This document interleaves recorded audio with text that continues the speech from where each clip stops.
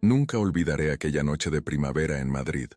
El restaurante La Taberna del Alabardero brillaba con sus luces tenues, y el sonido de las copas de vino chocando entre sí creaba una melodía que acompañaba las conversaciones. Era el cumpleaños de Lucía, mi esposa desde hace 11 años, y había organizado esta cena con sus amigas más cercanas y algunos compañeros de trabajo. Yo, Mateo Vega, siempre fui un hombre discreto, quizás demasiado entregado a mi trabajo como profesor de literatura en la Universidad Complutense, pero esa noche me esforcé por ser el esposo perfecto que ella merecía. El mantel blanco, las risas, el olor a paella recién hecha, todo parecía perfecto hasta que me dirigí al baño. Al regresar, me detuve unos segundos tras una columna, porque había olvidado responder un mensaje de mi hermano. Fue entonces cuando la escuché. Lucía hablaba con Carmela, su amiga de toda la vida, sin saber que yo estaba tan cerca. ¿Y Mateo no sospecha nada?, preguntó Carmela inclinándose hacia mi esposa. La risa de Lucía fue como un puñal. Mateo, por favor, lleva tan metido en sus libros y sus clases, que no notaría una infidelidad aunque la tuviera delante de sus narices. Llevo 3 meses viéndome con Javier, y ni siquiera ha notado que ya no duermo las noches de los jueves. Sentí como si el suelo bajo mis pies se abriera. El aire se volvió espeso, casi irrespirable. Mis manos comenzaron a temblar y tuve que apoyarme contra la pared para no caer. 11 años juntos, 11 años en los que creí construir algo sólido, algo verdadero. ¿Y qué tal con él? ¿Merece la pena el riesgo? La voz de Carmela sonaba excitada, casi cómplice. Es otro mundo, Carmela. Javier me hace sentir viva, deseada. Lo que tengo con Mateo es cómodo, seguro, pero aburrido. Con Javier exploro cosas que nunca imaginé. El pobre Mateo siempre será ese hombre predecible que conocí en la facultad. Cada palabra era como un latigazo. No solo me engañaba, sino que me despreciaba. Me veía como a un tonto, un hombre tan insignificante que ni siquiera merecía la verdad. Lo peor no era la traición física, era darme cuenta de que la mujer con quien compartía mi vida me miraba con lástima, quizás incluso con desprecio. Respiré hondo y regresé a la mesa con una sonrisa que me dolía mantener. Levanté mi copa, brindé por ella, por nosotros, por una mentira que se desmoronaba frente a mis ojos. Nadie notó que mis manos temblaban ligeramente, que mis ojos ya no brillaban cuando la miraba. Esa noche, en el taxi de regreso a nuestro apartamento en Chamberí, Lucía apoyó su cabeza en mi hombro y me dijo que había sido una noche perfecta. Yo asentí en silencio, mientras observaba las calles de Madrid deslizarse por la ventanilla. La ciudad que siempre había amado ahora parecía un escenario hostil, lleno de secretos y mentiras. En casa, fingí estar cansado, y me acosté mientras ella se desmaquillaba en el baño. Observé el techo de nuestra habitación, escuchando el agua correr y preguntándome cuántas veces habría preparado su piel para otro hombre. Cuántas duchas habría tomado para borrar el rastro de su traición antes de acostarse a mi lado. No pude dormir. A las 3 de la madrugada, me levanté sigilosamente y fui al estudio. Encendí el ordenador y revisé nuestras cuentas compartidas, su correo electrónico. Conocía su contraseña porque ella misma me la había dado años atrás, cuando la confianza era real, sus mensajes. Las pruebas estaban allí, esperándome. Fotografías, mensajes, reservas de hotel. Todo un universo paralelo donde yo no existía. Javier Méndez, cirujano plástico, casado también, con 2 hijos. Tenía un perfil en Instagram lleno de fotos en yachts, restaurantes caros y viajes exóticos. Lucía aparecía en algunas, siempre etiquetada como amiga. La hipocresía me revolvió el estómago. Mientras la casa dormía, yo descubría que mi vida era una elaborada mentira. No lloré, no grité, no rompí nada. El dolor era demasiado profundo para manifestarse de forma tan simple. Era como si una parte de mí hubiera muerto esa noche, dejando solo un vacío frío y calculador. Al amanecer, cuando los primeros rayos de sol entraban por la ventana del estudio, tomé una decisión. No habría escenas dramáticas, no habría súplicas ni reproches. Mi venganza sería mucho más sutil, mucho más devastadora. Le demostraría a Lucía que el hombre predecible al que tanto menospreciaba, podía ser su peor pesadilla. Regresé a la cama justo cuando ella empezaba a despertar. Me sonrió con esa familiaridad que ahora me parecía obscena. Le devolví la sonrisa y le propuse preparar el desayuno. Café con leche, tostadas con tomate y aceite de oliva, como cada mañana desde hace años. Ella no podía imaginar que ese ritual cotidiano estaba a punto de convertirse en el primero de muchos recuerdos que pronto se volverían dolorosos para ella. Mientras desayunábamos, me habló de sus planes para el fin de semana. Quería visitar a su madre en Valencia. Un viaje rápido, solo de sábado a domingo, dijo con naturalidad. Yo sabía, gracias a los mensajes que había descubierto, que en realidad había reservado una habitación con Javier en un hotel de la costa. Por supuesto, cariño, respondí. Aprovecha para descansar, te lo mereces. Y así comenzó mi plan. El engañado se convertiría en el estratega. El profesor aburrido demostraría que también podía escribir su propio relato de venganza. Y lo haría con la misma pluma con la que había analizado durante años las grandes tragedias de la literatura española. Los días siguientes fueron un ejercicio de autocontrol que jamás pensé tener que practicar. Cada mañana me levantaba y actuaba como si todo siguiera igual, como si mi corazón no estuviera hecho pedazos, como si no supiera que cada mensaje que Lucía revisaba en su móvil con una sonrisa podría ser de él. La observaba moverse por nuestro hogar, ese espacio que construimos juntos, ahora contaminado por su traición. Mi rutina en la universidad se convirtió en mi refugio. Mis estudiantes notaron un cambio en mis clases. Profesor Vega, nunca había explicado a García Lorca con tanta pasión, me dijo Elena, una de mis alumnas más brillantes, después de una clase sobre La casa de Bernarda Alba. No le dije que ahora entendía mejor que nunca el dolor, la rabia y la opresión que transmitían aquellos versos. Por las noches, cuando Lucía dormía, yo investigaba. Cada detalle sobre Javier Méndez quedó grabado en mi memoria. Su clínica en el barrio de Salamanca, su esposa Alejandra, sus hijos Martín y Sofía, su afición por el golf en el Club de Campo Villa de Madrid, su debilidad por los relojes caros y los coches deportivos. No era difícil entender qué había visto Lucía en él. Representaba todo lo que yo no era. Exitoso en términos convencionales, ostentoso, seguro de sí mismo hasta la arrogancia.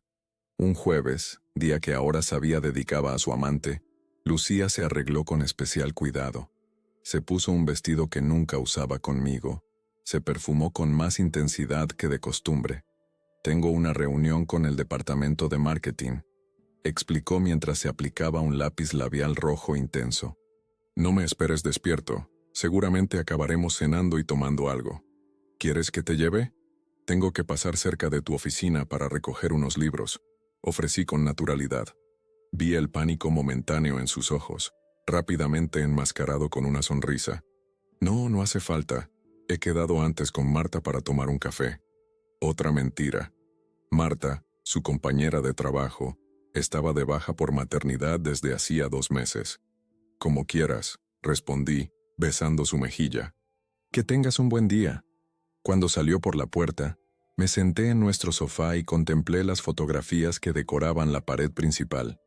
Nuestra boda en aquella pequeña iglesia de Toledo, nuestro viaje a Argentina, las navidades con nuestras familias. Momentos que creí verdaderos y que ahora parecían pertenecer a otra vida, a otras personas. Esa noche, no pude contenerme. Necesitaba ver con mis propios ojos lo que ya sabía. Tomé un taxi hasta el Hotel Wellington, donde según los mensajes que había leído se encontrarían. Me senté en el bar, en un rincón discreto desde donde podía observar el restaurante. Los vi cenar, reír, tocarse las manos sobre la mesa con la complicidad de los amantes. Lucía nunca me había mirado como lo miraba a él, con esa mezcla de deseo y admiración. Cuando los vi dirigirse hacia los ascensores, pagué mi copa intacta y me marché. No necesitaba ver más. Caminé durante horas por las calles de Madrid, dejando que el frío de la noche de febrero entumeciera no solo mis manos, sino también mi dolor. Regresé a casa mucho antes que ella. Me duché, me metí en la cama y fingí dormir cuando llegó pasadas las 2 de la madrugada. Su perfume ya no era el suyo, sino una mezcla del suyo con otro que no reconocí. Se deslizó bajo las sábanas después de una ducha rápida, como si el agua pudiera lavar su engaño. Al día siguiente comenzó el fin de semana que ella pasaría supuestamente con su madre. La acompañé hasta la estación de Atocha, donde tomaría el tren a Valencia. Me despedí de ella con un abrazo largo, sabiendo que en realidad tomaría un taxi hasta el aeropuerto para volar a Ibiza con Javier. «Te quiero», me dijo al despedirse. Era asombroso cómo esas palabras podían sonar tan vacías. «Y yo a ti», respondí, y por primera vez sentí que mentía. Esos 2 días solo en casa fueron cruciales. No los desperdicié lamentándome ni ahogando mis penas en alcohol. En lugar de eso, comencé a planificar mi respuesta a esta traición. No sería impulsiva ni violenta. Sería metódica, paciente y devastadora en su sutileza. Lo primero que hice fue contactar a un abogado, un antiguo alumno mío que ahora tenía un bufete especializado en divorcios. Le expliqué mi situación y le pedí discreción absoluta. Me aseguró que recopilaría toda la información necesaria para garantizar que, cuando decidiera dar el paso, estaría protegido. Después, me dediqué a organizar mis finanzas. Abrí una cuenta bancaria separada y comencé a transferir gradualmente parte de mis ahorros. No todo. No quería levantar sospechas, pero sí lo suficiente para sentirme seguro. También visité a mi médico. Le conté la verdad y me hice pruebas para enfermedades de transmisión sexual. La humillación de esa consulta fue otro golpe, pero era necesario. El domingo por la tarde, cuando Lucía regresó bronceada y aparentemente relajada, la recibí con una sonrisa y preguntas sobre su madre. Me contó mentiras elaboradas sobre comidas familiares y paseos por la playa de la Malvarrosa. Yo asentía, fingiendo interés, mientras por dentro sentía crecer una determinación fría como el acero. Esa noche, mientras ella dormía, tomé la decisión final. No confrontaría a Lucía inmediatamente. No le daría el poder de justificarse, de convertirme en el villano de su historia, por no haberla entendido o no haberle dado lo que necesitaba. No, mi respuesta sería mucho más elegante. Durante las semanas siguientes, mantuve la fachada de normalidad mientras implementaba mi plan. Comencé a trabajar en un manuscrito, una novela que siempre había querido escribir pero que nunca había encontrado el tiempo o la inspiración para comenzar. Irónicamente, la traición de Lucía me había proporcionado ambos. También empecé a salir más, a reconectar con viejos amigos, a asistir a eventos culturales. Lucía parecía desconcertada por este cambio, pero lo atribuía a un renovado entusiasmo por mi carrera. No podía estar más equivocada. Un mes después del descubrimiento recibí los resultados de mis pruebas médicas. Todas negativas, afortunadamente.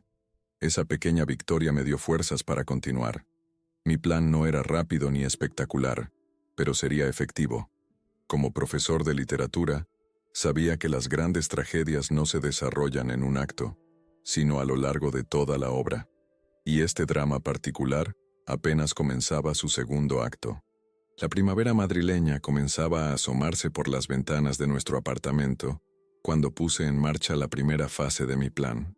Era un martes por la mañana, y Lucía se preparaba para ir a trabajar, moviéndose por la cocina con esa familiaridad que dan los años de convivencia.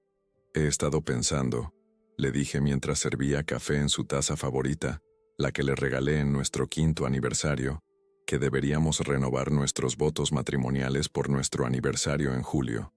Sus manos se detuvieron a medio camino de alcanzar una tostada. Vi la sorpresa en sus ojos, luego la confusión, y finalmente algo parecido al remordimiento. ¿Renovar nuestros votos? ¿Por qué piensas en eso ahora? Me encogí de hombros con una sonrisa tranquila. Siento que últimamente hemos estado un poco desconectados.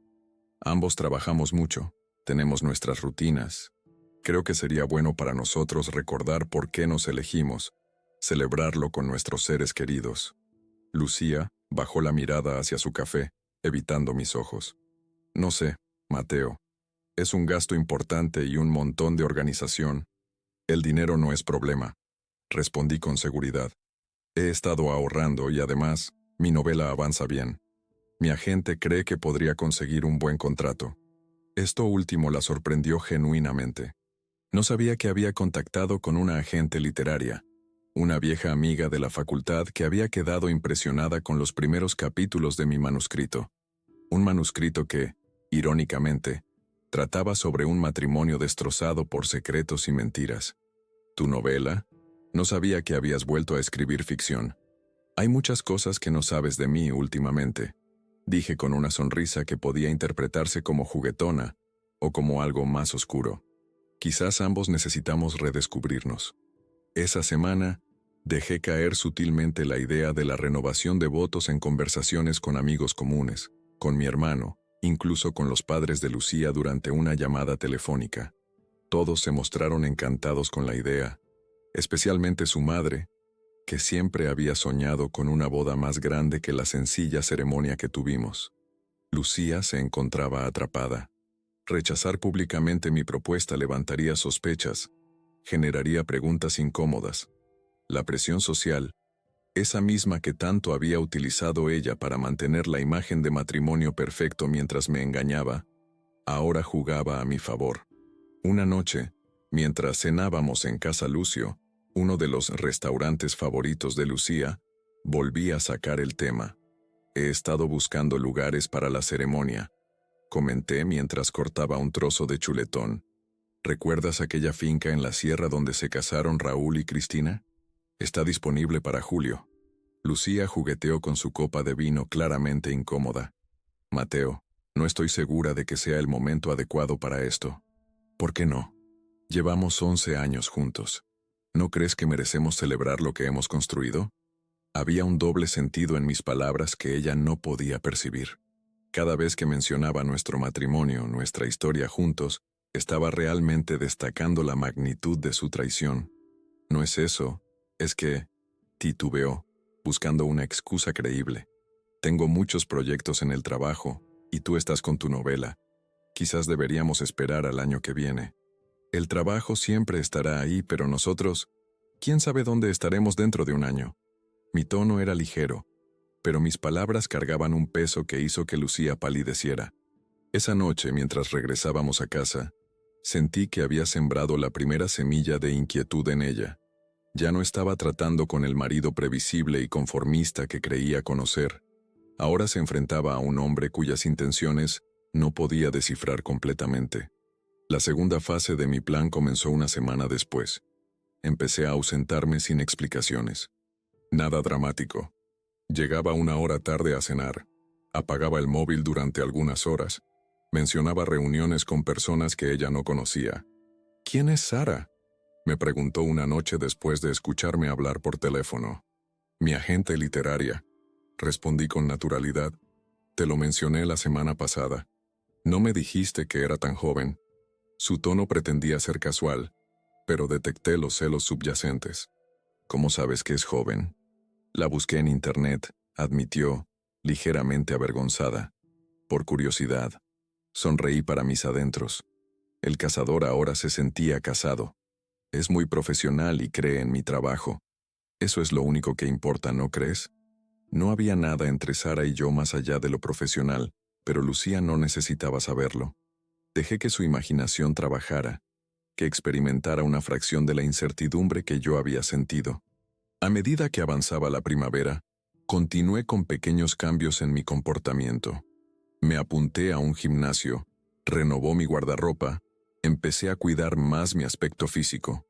No lo hacía por vanidad, sino porque cada uno de estos cambios generaba preguntas en Lucía. Desestabilizaba la imagen que tenía de mí. Una mañana de domingo, mientras desayunábamos en la terraza, recibí un mensaje que me hizo sonreír genuinamente. Era de Sara, confirmando que una editorial importante estaba interesada en mi novela. Buenas noticias, comenté, mostrando el mensaje a Lucía. Ella leyó el texto y me miró con una mezcla de sorpresa y algo parecido al respeto. ¿Van a publicar tu novela? Eso es increíble, Mateo. Gracias. Aún no es definitivo, pero parece prometedor. ¿Puedo leerla?, preguntó, mostrando un interés que no había visto en años. Negué con la cabeza. Prefiero que esperes a la versión final. Es muy personal. No añadí que era personal porque estaba inspirada en nuestra historia, en cómo un hombre descubría la traición de su esposa y planeaba una venganza silenciosa, pero demoledora. Mientras tanto, seguí recopilando pruebas de su infidelidad, fotografías tomadas discretamente cuando se encontraba con Javier, capturas de pantalla de mensajes que dejaba a la vista por descuido, registros de llamadas, reservas de hotel, todo archivado meticulosamente en una carpeta cifrada en mi ordenador, no por rabia o masoquismo, sino como munición para cuando llegara el momento adecuado. También comencé a establecer relaciones con personas estratégicas, el jefe de Lucía, con quien coincidí casualmente en una exposición de arte, la esposa de Javier, a quien conocí en un evento benéfico donde fui como acompañante de Sara. Conversaciones inocentes, contactos aparentemente fortuitos que más tarde resultarían cruciales. El punto culminante de esta fase llegó cuando, 3 meses después de descubrir la infidelidad, anuncié que había sido invitado a dar una serie de conferencias en la Universidad de Barcelona durante el verano. Es una gran oportunidad, expliqué a Lucía durante la cena. 3 semanas hablando sobre literatura española contemporánea. Me pagarán bien y podría abrir puertas para mi carrera. 3 semanas es mucho tiempo, respondió ella, y noté cierta inquietud en su voz. No era preocupación por mi ausencia, sino por la libertad que eso le daría para estar con Javier, mezclada con la incertidumbre sobre lo que yo haría con esa misma libertad.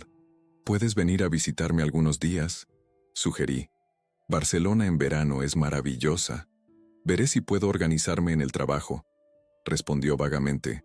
Ambos sabíamos que no vendría, y ambos pretendíamos que no sabíamos por qué. Esa noche, mientras Lucía dormía, envié un email a mi abogado. Era hora de preparar los documentos del divorcio, no para presentarlos inmediatamente, sino para tenerlos listos cuando llegara el momento. Un momento que yo elegiría cuidadosamente, cuando todos los elementos de mi plan estuvieran en su lugar y el impacto fuera máximo. Porque si algo había aprendido en mis años analizando grandes obras literarias, era que el timing lo es todo. Y esta historia, la historia de cómo un hombre aparentemente insignificante se transformaba en el arquitecto de una venganza perfecta, merecía un final a la altura de su desarrollo. Barcelona me recibió con su característico calor de julio, una brisa marina que aliviaba las tardes y calles repletas de turistas buscando capturar algo de la magia de Gaudí. Me instalé en un pequeño apartamento cerca de la universidad, proporcionado por el Departamento de Literatura. Era modesto pero acogedor, con una terraza desde donde podía ver un fragmento de mar entre los edificios. El primer día de mis conferencias sentí una extraña liberación. Estar lejos de Madrid, lejos de nuestro apartamento impregnado de mentiras, me permitió respirar por primera vez en meses. Los estudiantes catalanes me recibieron con entusiasmo. Mi tema, la deconstrucción de la verdad en la narrativa española contemporánea, resonaba con una ironía que solo yo podía apreciar plenamente. Después de la conferencia inaugural, algunos profesores me invitaron a cenar en un restaurante del barrio gótico. Entre ellos estaba Elena Casals, catedrática de literatura comparada, una mujer de unos 50 años con una inteligencia aguda y una risa contagiosa. No sé si fue el vino, la distancia de mi realidad madrileña o simplemente la necesidad de compartir mi carga, pero esa noche le conté fragmentos de mi situación. Estoy escribiendo una novela sobre un hombre que descubre la infidelidad de su esposa, le dije mientras tomábamos café en la plaza iluminada por farolas antiguas. ¿Ficción o autobiografía?, preguntó Elena con una sonrisa comprensiva que me indicó que había captado más de lo que yo pretendía revelar. La buena literatura siempre tiene algo de ambas, respondí, agradecido por no tener que mentir completamente. ¿Y cómo responde tu protagonista? No con ira explosiva ni con confrontación directa. Eso sería predecible. Pronuncié esta última palabra con el mismo tono despectivo que había usado Lucía para describirme. Está construyendo algo más sofisticado, una respuesta que refleje quién es realmente, no quién su esposa cree que es. Elena me estudió con interés. Suena como una venganza elaborada. Prefiero llamarlo justicia poética. Nuestra conversación derivó hacia otros temas, Pero Elena se convirtió en una confidente inesperada durante mi estancia en Barcelona. No le revelé los detalles específicos de mi plan, pero nuestras discusiones sobre la naturaleza de la traición, el perdón y la reinvención personal alimentaron tanto mi novela como mi estrategia. Las semanas en Barcelona transcurrieron con una rutina que me resultaba terapéutica. Mañanas dedicadas a mis conferencias, tardes escribiendo en cafés junto al mar, y noches conversando con nuevos amigos o asistiendo a eventos culturales. Lucía me llamaba cada 2 o 3 días. Conversaciones breves y superficiales donde ambos fingíamos interés en la vida del otro. ¿Cómo va todo por Madrid?, preguntaba yo, sabiendo perfectamente que aprovechaba mi ausencia para intensificar su relación con Javier. Todo normal, mucho trabajo, respondía ella invariablemente. ¿Y tus conferencias? Fascinantes. Los estudiantes están muy comprometidos. No mencionaba a Elena, ni las largas conversaciones con Sara sobre el futuro de mi novela, ni los contactos que estaba estableciendo en el mundo editorial barcelonés. Dejaba que Lucía creyera que seguía siendo el mismo hombre predecible, mientras yo me transformaba silenciosamente. A mitad de mi estancia, recibí un correo electrónico que cambiaría el curso de mi plan. Era de Alejandra Méndez, la esposa de Javier. Nos habíamos conocido brevemente en aquel evento benéfico, y yo le había dado mi tarjeta, mencionando casualmente que buscaba un especialista para una consulta relacionada con investigación para mi novela. Estimado profesor Vega, decía el mensaje, me preguntaba si podríamos hablar sobre ese proyecto literario que mencionó. Tengo algunas ideas que podrían interesarle. Estaré en Barcelona la próxima semana por asuntos profesionales. Respondí afirmativamente con el corazón acelerado. Esta era una variable que no había calculado completamente, pero que podía incorporar a mi plan. Nos citamos en el café de la Fundación Joan Miró, un lugar discreto y lo suficientemente alejado del centro como para evitar encuentros casuales con conocidos. Alejandra resultó ser una mujer elegante, de ojos tristes pero determinados. Después de los saludos iniciales y comentarios sobre el museo, fue directamente al grano. No estoy aquí por ningún proyecto literario, profesor Vega. Estoy aquí porque sé que nuestros cónyuges nos están engañando. Mi expresión debió delatar mi sorpresa, porque ella continuó sin esperar mi confirmación. Lo sé desde hace meses. Tengo pruebas, fotografías, mensajes. Suficiente para hundirlo en nuestro divorcio y en su carrera. Su voz era controlada, casi clínica. Pero no le he confrontado aún. Quería entender primero quién era usted y qué sabía. Sentí una mezcla de alivio y cautela. Alejandra podría ser una aliada valiosa, pero también podría alterar el delicado equilibrio de mi plan si actuaba impulsivamente. ¿Por qué me buscaste?, pregunté después de admitir que también conocía la situación. Porque investigué y descubrí que usted no es el tipo de hombre que montaría una escena o actuaría violentamente. Es profesor de literatura, escribe, analiza. Pensé que quizás teníamos objetivos similares. Sonreí levemente. ¿Y cuál es tu objetivo, Alejandra? Justicia. No solo el divorcio, sino que Javier entienda exactamente lo que ha destruido y lo que ha perdido. En ese momento supe que había encontrado una aliada perfecta. Durante las siguientes 2 horas, compartimos información, comparamos cronologías y descubrimos patrones en la relación de nuestros cónyuges que ninguno había notado individualmente. También hablamos de nosotros mismos, de cómo la traición nos había cambiado, de lo que esperábamos para nuestro futuro. Mi plan no es rápido, le advertí. Requiere paciencia. La paciencia es lo único que me ha sobrado este último año, respondió ella con una sonrisa amarga. Antes de despedirnos, intercambiamos números y acordamos mantenernos en contacto regular pero discreto. Teníamos un pacto tácito. Ninguno actuaría sin consultar al otro primero. Esa noche, sentado en la terraza de mi apartamento, reajusté mi estrategia. La participación de Alejandra añadía posibilidades que no había contemplado. Mi plan inicial de dañar a Lucía emocional y socialmente ahora podía extenderse también a Javier. Los últimos días en Barcelona los dediqué a finalizar mi novela y a precisar cada detalle de lo que ocurriría cuando regresara a Madrid. Sara estaba entusiasmada con el manuscrito terminado. Es brutal, Mateo, me dijo durante nuestra última reunión en un café junto a la Barceloneta. La transformación del protagonista es magistral, pasa de víctima a estratega sin perder su humanidad. La editorial va a adorarlo. Lo que Sara no sabía era que el final de la novela aún no estaba escrito, porque coincidiría con el final de mi propio drama personal. Un final que comenzaría a desarrollarse en cuanto pisara nuevamente Madrid. El día antes de mi regreso, recibí un mensaje de Lucía que casi me hizo reír por su transparencia. Tengo muchas ganas de verte. He preparado una cena especial para mañana. Sabía perfectamente lo que significaba. Javier estaría fuera de la ciudad esos días, probablemente con su familia, y ella necesitaba reafirmar su papel como esposa devota antes de que yo pudiera sospechar algo. Le respondí con entusiasmo, siguiendo el guión que ella esperaba. Yo también tengo muchas ganas de verte. Tengo grandes noticias sobre la novela. Mientras hacía la maleta pensé en lo diferentes que eran el hombre que había llegado a Barcelona y el que ahora regresaba a Madrid. Exteriormente, los cambios eran sutiles. Quizás un poco más de confianza en mi postura, ropa nueva que había comprado en las boutiques del Born, un bronceado ligero por las tardes escribiendo junto al mar. Pero internamente, la metamorfosis era completa. Regresaba no como el Mateo traicionado y herido, sino como el autor de un relato de justicia que estaba a punto de alcanzar su clímax.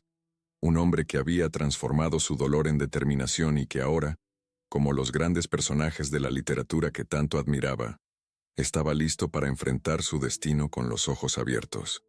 El tren de alta velocidad recorría la meseta castellana, mientras yo observaba el paisaje árido, tan diferente de la exuberancia mediterránea que había dejado atrás. Madrid me esperaba con su calor seco de finales de julio, con sus calles familiares y con una esposa cuya sonrisa de bienvenida escondería la culpa de 3 semanas de libertad para sus engaños. Cuando llegué a Atocha, Lucía me esperaba en el andén. Llevaba un vestido blanco que nunca le había visto y se había cortado el pelo.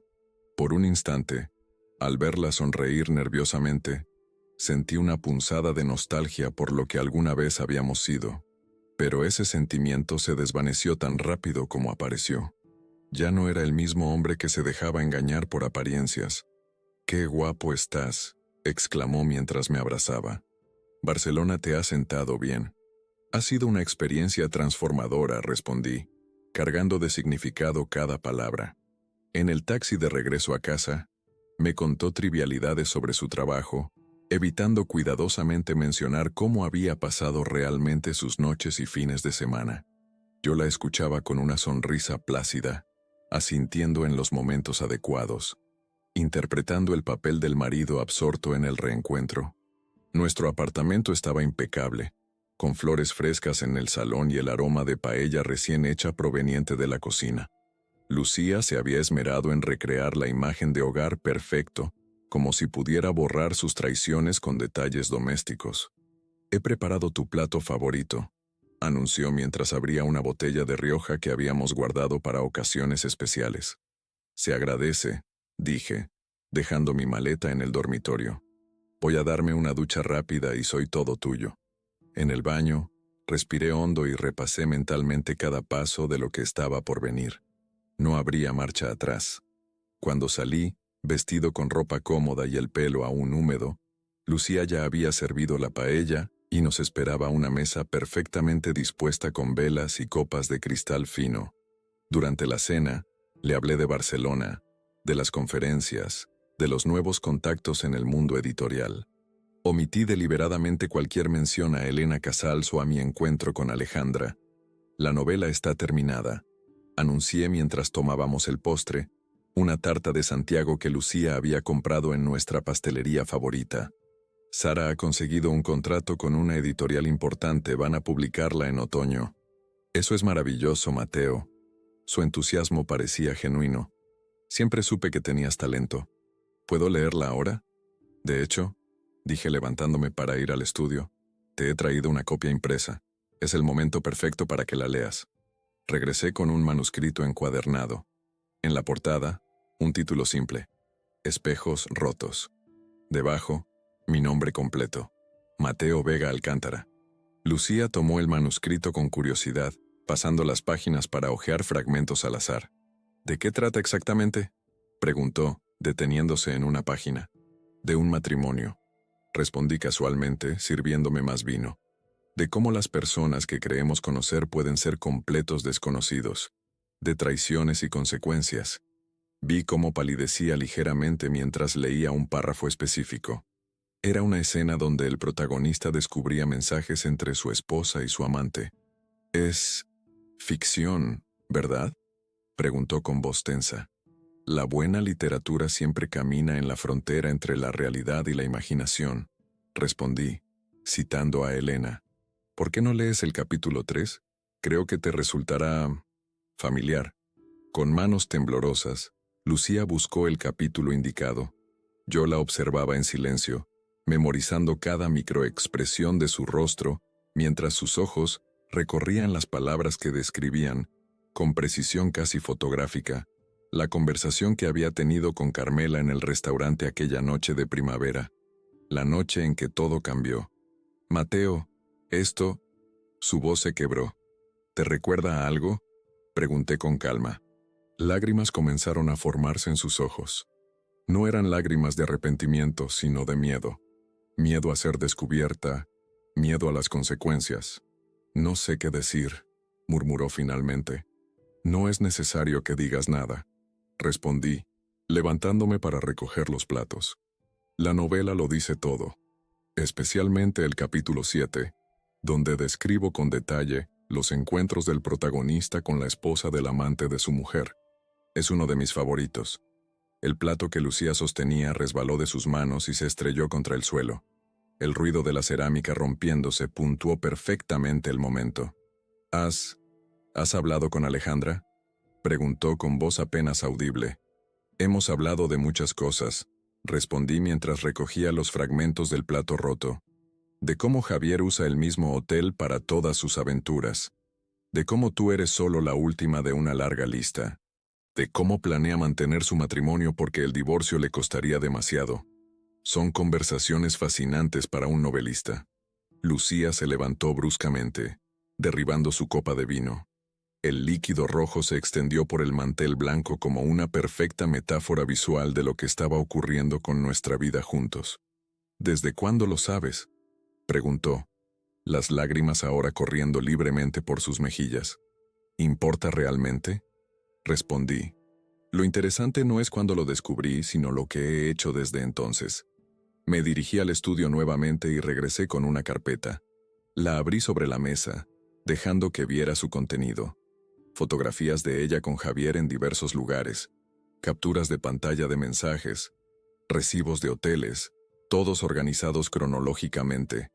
Lo que más me intriga, continué con el tono académico que usaba en mis clases, es cómo creíste que nunca me daría cuenta. ¿Me considerabas tan insignificante, tan ciego? ¿O simplemente no te importaba lo suficiente si lo descubría? No es lo que piensas, intentó defenderse.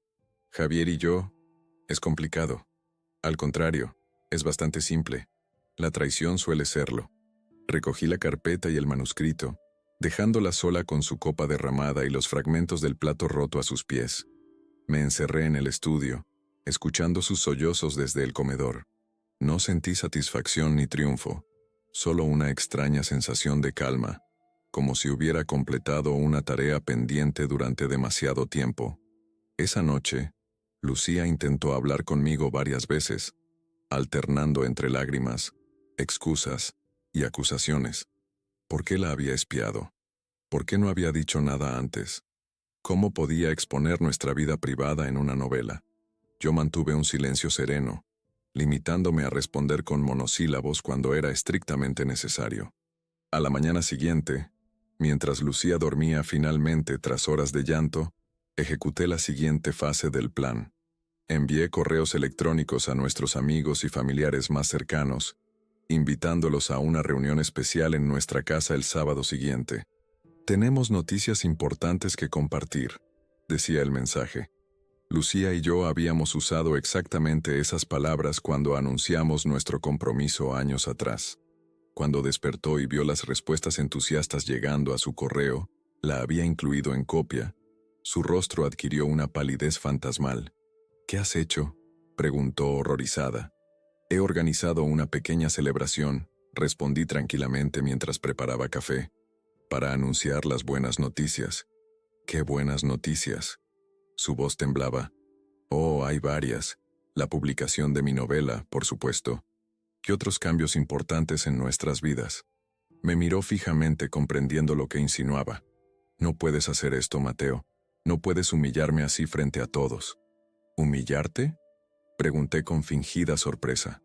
¿Cómo la renovación de votos que propuse? ¿O te refieres a otra cosa? Durante los siguientes días, Lucía vivió en un estado de ansiedad constante. Intentó contactar con Javier repetidamente, pero él no respondía. Lo que ella no sabía era que Alejandra había elegido ese preciso momento para confrontarlo con sus propias evidencias, siguiendo nuestro plan coordinado. El viernes por la noche, recibí un mensaje de Alejandra. Está hecho. Ha confesado todo. Ahora está aterrorizado por lo que pueda pasar con su reputación y su práctica médica. Sonreí al leer sus palabras. Las piezas encajaban perfectamente. Lucía estaba acorralada, sin su amante para apoyarla, enfrentando la perspectiva de que todos nuestros conocidos descubrieran su traición en menos de 24 horas. Esa noche, cuando me preparaba para dormir en el sofá como había hecho desde mi regreso, Lucía apareció en el salón. Había estado bebiendo, sus ojos estaban hinchados y su voz ronca. «Por favor, Mateo», suplicó, «no hagas esto. Podemos hablarlo, podemos intentar arreglarlo. Fue un error, una estupidez. Te quiero a ti, siempre ha sido así». La miré largamente, estudiando su rostro descompuesto, buscando algún rastro de la mujer que había amado. No encontré nada. «Mañana a las 7», respondí finalmente. «Todos estarán aquí para escuchar lo que tenemos que decir». Me di la vuelta dejándola en la oscuridad del salón con sus súplicas y sus lágrimas. Mañana sería el día en que la justicia poética que había planeado durante meses finalmente se manifestaría. Y sería, como la buena literatura, inolvidable para todos los presentes. El sábado amaneció con un cielo despejado y un calor que presagiaba una de esas tórridas jornadas madrileñas de agosto. Me levanté temprano, preparé café y salí a comprar pan recién hecho y pasteles para los invitados. La normalidad de esos gestos cotidianos contrastaba con la extraordinaria situación que estaba a punto de desarrollarse. Cuando regresé, encontré a Lucía sentada en la cocina, con el rostro demacrado y los ojos enrojecidos. Había pasado la noche intentando contactar con Javier, sin éxito. Ahora parecía resignada, como un animal acorralado que ha agotado todas las vías de escape. «Por favor, dime qué vas a hacer», suplicó mientras yo colocaba los pasteles en una bandeja. «Voy a contar una historia», respondí con calma, «como he hecho toda mi vida». «¿Vas a contarles todo?» «Les contaré la verdad. No más, no menos». Se cubrió el rostro con las manos. «Me destrozarás. Mi familia, mis amigos, mi trabajo, todo se acabará». La miré sin rastro de la compasión que buscaba en mis ojos. «Deberías haberte preocupado por eso antes de destrozar lo nuestro». A las 7 en punto, el timbre sonó por primera vez. Eran mis padres, puntuales como siempre, con una botella de cava y expresiones de curiosidad. Le siguieron los padres de Lucía, su hermana con su marido, mi hermano Miguel, y poco a poco el apartamento se llenó con las personas más importantes de nuestras vidas. También llegaron algunos amigos cercanos, Carlos y Ana, Carmela, la confidente de Lucía que me miraba con cierta incomodidad, sabiendo que había sido testigo de las confidencias sobre la infidelidad, y varios compañeros de trabajo de ambos. La última en llegar fue Sara, mi agente literaria, que traía bajo el brazo una copia impresa de mi novela, ya maquetada para la imprenta. Me guiñó un ojo al entregármela, sin saber el papel crucial que jugaría en los acontecimientos de esa noche. Lucía se movía entre los invitados como un fantasma, sirviendo bebidas, sonriendo forzadamente, evitando mis ojos. Había hecho un esfuerzo por arreglarse, pero la angustia se transparentaba en cada gesto. Cuando todos estuvieron acomodados en el salón, Con copas en mano y expectación en sus rostros, me aclaré la garganta y me coloqué junto a la ventana. La luz del atardecer madrileño entraba oblicua, creando un ambiente casi teatral. Gracias a todos por venir, comencé. Lucía y yo queríamos compartir con vosotros algunas noticias importantes. Todas las miradas iban de ella a mí, anticipando quizás el anuncio de un embarazo o la renovación de votos que había mencionado a algunos. Lucía permanecía rígida en un rincón, con una copa de vino blanco que no había tocado. La primera noticia es profesional, continué, levantando el libro que Sara me había entregado. Mi primera novela será publicada este otoño por Editorial Anagrama. Aplausos y exclamaciones de felicitación llenaron la sala. Vi el orgullo en los ojos de mis padres, la sorpresa en los de mis amigos. Durante años había hablado de escribir, pero pocos me habían tomado en serio. Es una novela sobre la verdad y las mentiras, expliqué cuando el ruido se calmó. Sobre cómo construimos nuestra identidad a partir de lo que creemos que los demás ven en nosotros, y cómo esa imagen puede derrumbarse en un instante. El silencio se hizo más denso. Algo en mi tono había cambiado, y los más perceptivos comenzaban a intuir que esto no era una simple celebración. La protagonista, continué, es una mujer que lleva una doble vida. A ojos de todos es una esposa perfecta, una profesional respetada, pero en secreto desprecia a su marido, lo considera aburrido, predecible, insuficiente, así que busca emociones en brazos de otro hombre. Vi cómo Carmela bajaba la mirada, incómoda. Los padres de Lucía intercambiaron miradas confusas. Lo fascinante de la historia no es la infidelidad en sí, que es tan antigua como el matrimonio, proseguí, caminando lentamente por el salón. Lo interesante es lo que sucede cuando el marido, ese hombre supuestamente insignificante, descubre la verdad. ¿Cómo reacciona? ¿Qué decisiones toma? Me detuve frente a Lucía, que parecía a punto de desmayarse. Sus ojos suplicaban silencio, pero yo ya había pasado el punto de no retorno. En la novela, él no estalla en ira, no recurre a la violencia ni al drama. En lugar de eso, elabora un plan meticuloso, recopila pruebas, establece alianzas estratégicas y espera el momento perfecto para revelar que lo sabe todo, que cada mentira, cada encuentro clandestino, cada mensaje despectivo sobre él, todo ha quedado documentado. El ambiente en la sala había cambiado por completo. Ya no era una reunión festiva, sino algo más parecido a un juicio. Vi la comprensión dibujarse en los rostros de nuestros invitados, las miradas incómodas, los cuerpos que se tensaban preparándose para lo que vendría. La novela termina con una reunión similar a esta, dije bajando ligeramente la voz, obligando a todos a inclinarse para escuchar. El protagonista reúne a familiares y amigos, y en lugar de anunciar una feliz noticia, expone la verdad ante todos. La desnuda metafóricamente frente a quienes más importan. Me acerqué a la mesa donde había dejado la carpeta con las evidencias. La abrí y extraje una única fotografía. Lucía y Javier besándose en la terraza de un hotel en Ibiza. La sostuve en alto, permitiendo que todos la vieran claramente. Como veis, la línea entre la ficción y la realidad es más fina de lo que pensamos. El silencio que siguió fue absoluto, roto solo por un sollozo ahogado de la madre de Lucía. Vi el shock en todas las caras, la incredulidad, y en algunos casos, como el de Carmela, la culpabilidad por haber sido cómplice. Pero, continué, devolviendo la fotografía a la carpeta. A diferencia de mi protagonista literario, yo no he venido a humillar a nadie. He venido a liberarme. Me dirigí a la mesa del comedor, donde había dejado un sobre grande. Lo abrí y extraje varios documentos, pasándoselos a Lucía, que los tomó con manos temblorosas.